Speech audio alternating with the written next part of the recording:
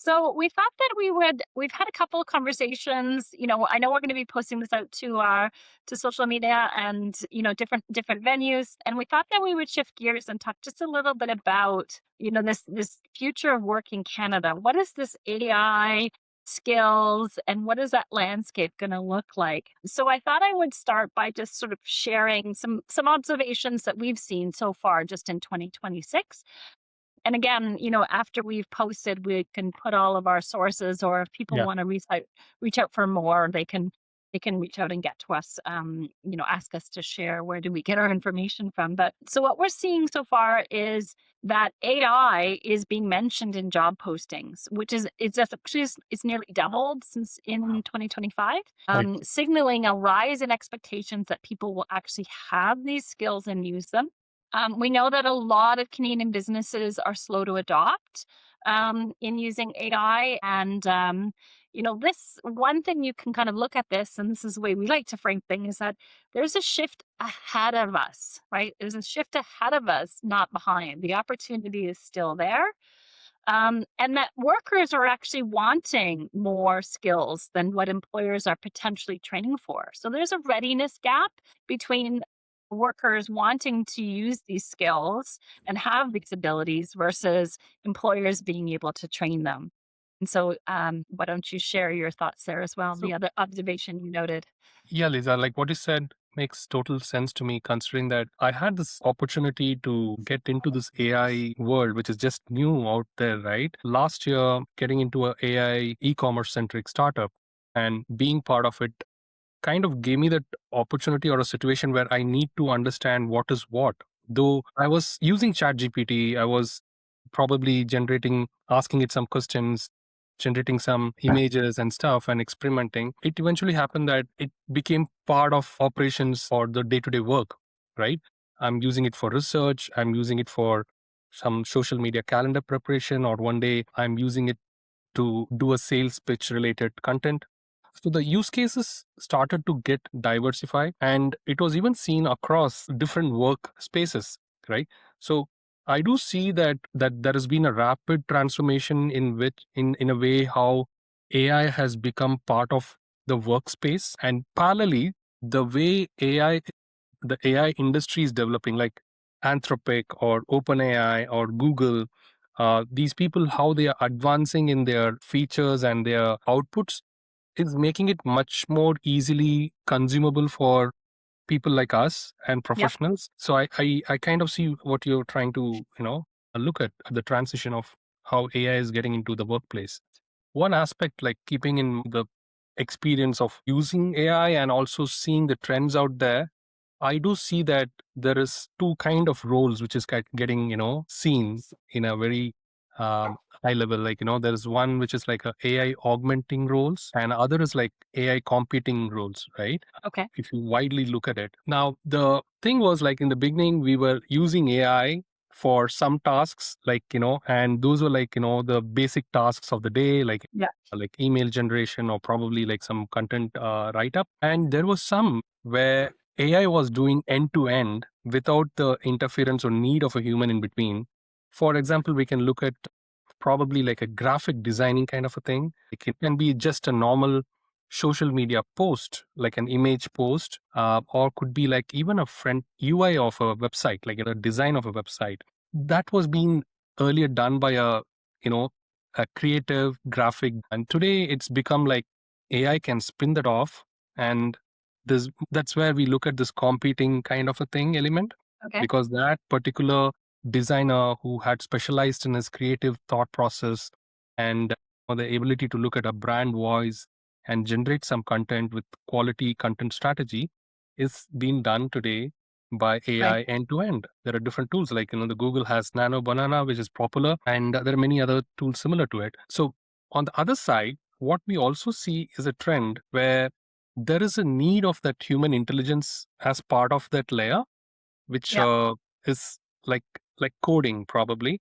Though coding is done like almost there, like you Yeah. can a non-developer like me today is enjoying that term called vibe coding, Yes. spinning off a website, getting it hosted, which were like impossible at one point of time. You had a Yeah. dependency on someone who came up with that expertise. But here, at this point, we are looking at where that part is sorted. AI can do it, but there is a definitely a need of a human in the loop who is looking at overseeing it. And the advantage is the efficiency gets better. Like I was other day having a conversation with a AI engineer, software engineer, and so he was like, out of my 9 hours task, which earlier it used to take 9 hours, I'm Yes. wrapping up at 3 to 4 hours, Wow. right? That's like the efficiency AI. That doesn't mean the person is like, absolute or his skills are Right. absolute, but the way they work and the thing they are supposed to do has changed. Yeah, definitely. I think that we're going to see some fundamental shifts in the way that work is done that will have, sort of ripple effects, and it's going to take us as humans to make adjustments to the ways that we do things. So, as you're talking a little bit about the person who used to do a task in 9 hours and can now do it in 4 hours, to me this sort of speaks to the ability for that person to maybe have, just on an individual level, maybe they have a little bit better work life balance because they're able to complete the tasks that, of demands that that they could, or that used to take 9 hours, can now take 5 hours. And obviously work life balance has been quite a bit of a trend. And but so that also does have implications on sort of a bigger, broader level as well, right? And I think what we need to do is move through these shifts before people are able to say, oh, okay, this is now how, the nature of work might look Yeah, for us, right? totally. Given sort Yeah. of these changes, right? Yeah, like I can closely relate to a soft skill centric role, which is Right. obviously the majority of the roles out there, and there are more talent in that space. Like I'm talking about sales professionals, marketing professionals, operational customer service centric. You've been there in the customer service side Yeah. way back in time. So these are roles which are where we are using our communication ability, like maybe the way we draft a good communication email, or how we are able to pitch somebody our Hmm. a product, or marketing, which is like Right. maybe doing a research. Yeah. That was a big skill at a point of time, major skill.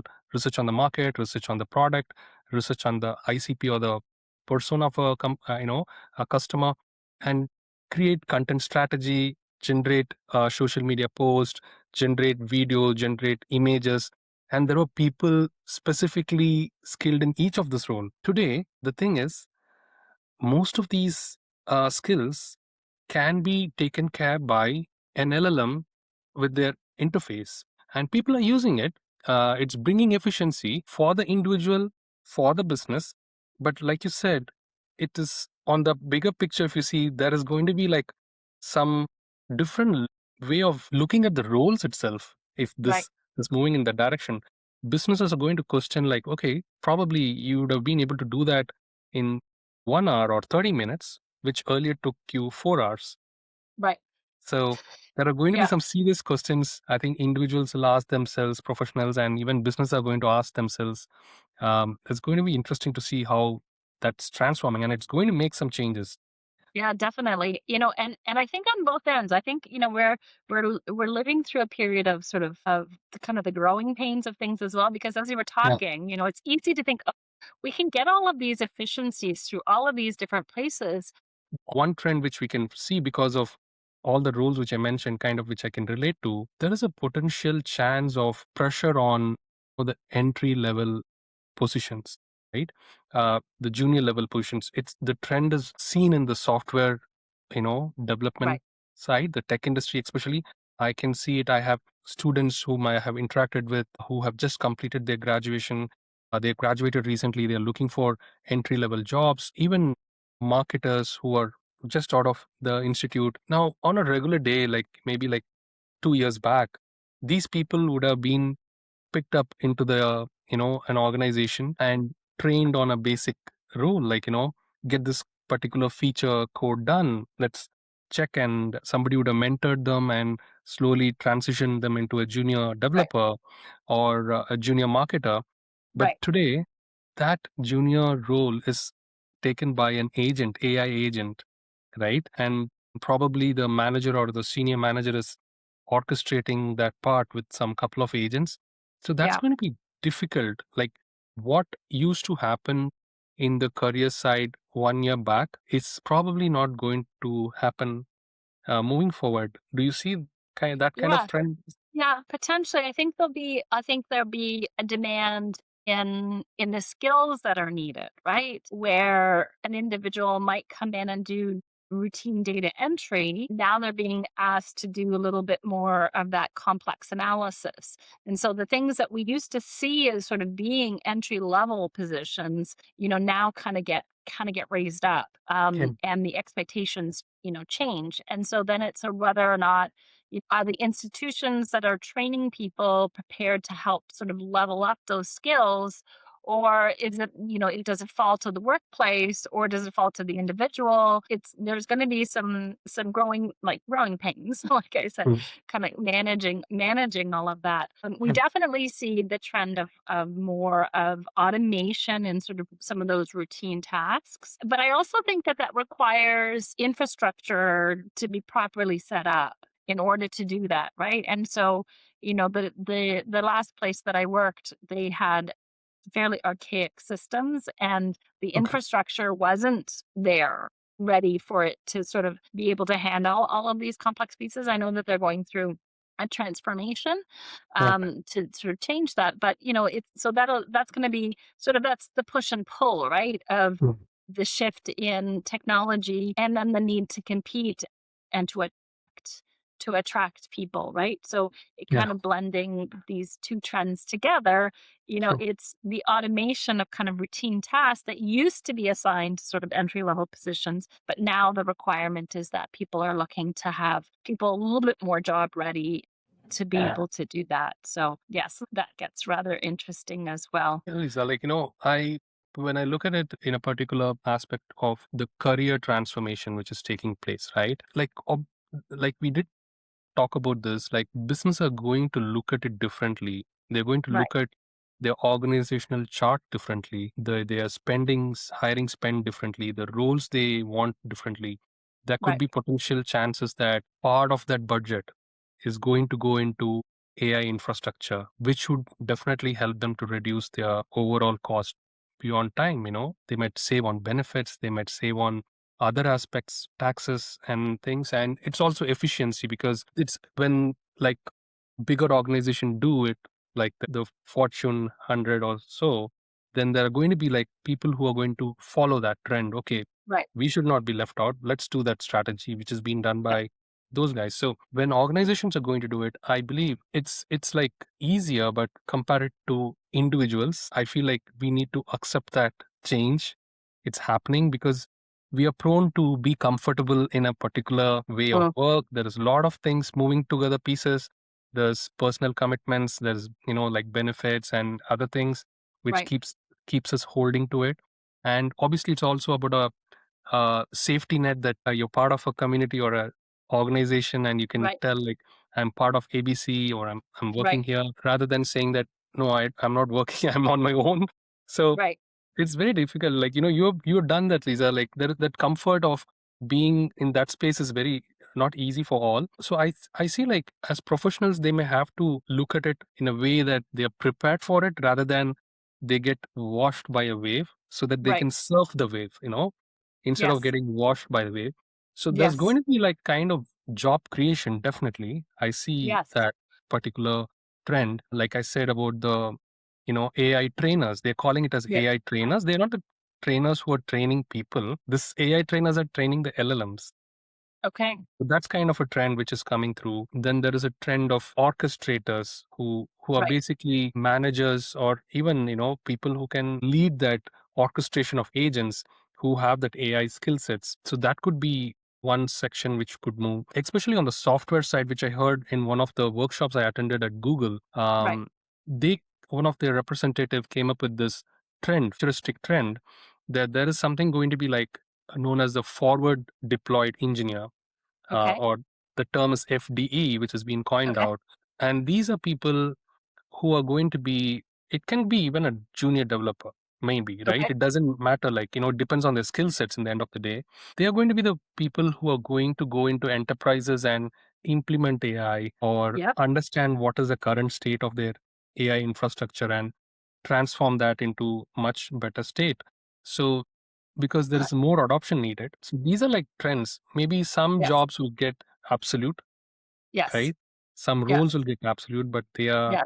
there is also opportunity for a lot of roles out there which will get created out of this in this AI era. That's how I see it now. Yeah, definitely, definitely. When I was teaching classes, I would always point to some really interesting roles that are completely obsolete now, and they were obsolete through technological change. They've always been obsolete through technological change. And so for example, right, in the I don't know what era it would be, but at one point in time in our history, we had people who would actually go around and light lamps, right? Right. Because they were gas lamps and they were light up the streets of I imagine England. Actually, when I Yeah. was in England, I saw some of the old gas lamps that had been electrified. So I took some pictures of it, and I thought that was really fascinating. And I reminded people, like, what took over the lamplighter role? Well, it was an electrician. An electrician needed a higher skill set, right? So many of these transformations are things that we've gone through before. We just sort of have a lovely way of forgetting. Right. And that work is constantly changing. Things are constantly evolving, right? If you want a more recent example, it was the video store owner, right? You used to go to a video store, and you would have a cassette or a tape, a CD that you would take and you would watch, you'd rent it and you'd watch it and you bring it home. Well, what disrupted that? Well, online streaming platform services like Yeah. like Netflix, right? Was the thing where no longer did I have to leave my home. I could just dial up the movie that I wanted and watched Yes. it again, right? So every era brings in a displacement of jobs, but also a creation of new jobs that kind of come in. And artificial intelligence is no different than that as well. Yeah. So it gets really interesting to see how things, do shift and shuffle, and that there are going to be temporary pains as we move through these shifts before we can see maybe a little bit larger gains along the way, right? Yeah, Lisa, like I do agree on that. And I see that as this trend goes further, like you said, where the AI usage becomes more, adopted by enterprises and even SMBs, because that is going to be like the way Yeah, of operation. So, like you said, there is going to be like some roles which will get uh, you know, irrelevant slowly yeah, and even rapidly, because we see a trend of some major startups, well-funded startups. They're doing well. They have VC funded, money and even revenues. Even enterprises. We heard the news of Oracle in the okay. last week, and there's been major layoffs happening in pieces over the last 2 years. Like Amazon Mhm. and even all these people have been doing it. So there's going to be that wave coming in, and it's been predicted by most of these thought leaders in the AI world and even the business world that it's going to be like a tsunami, like how the wave retrieves, and you're like, okay, what's happening? All good. There's time, there is time, and it can come just as a big, you know, gush Yeah, of wave. And that's where, I believe that organizations also might have to get prepared, and more importantly, the individuals, because I somewhere feel like organizations can take the punch at right. times. So they can transform themselves. They have means to do it. But individuals as professionals, like junior level or mid level, or this mid senior level, these are the people who will have to probably transform themselves at this point of time. Yeah.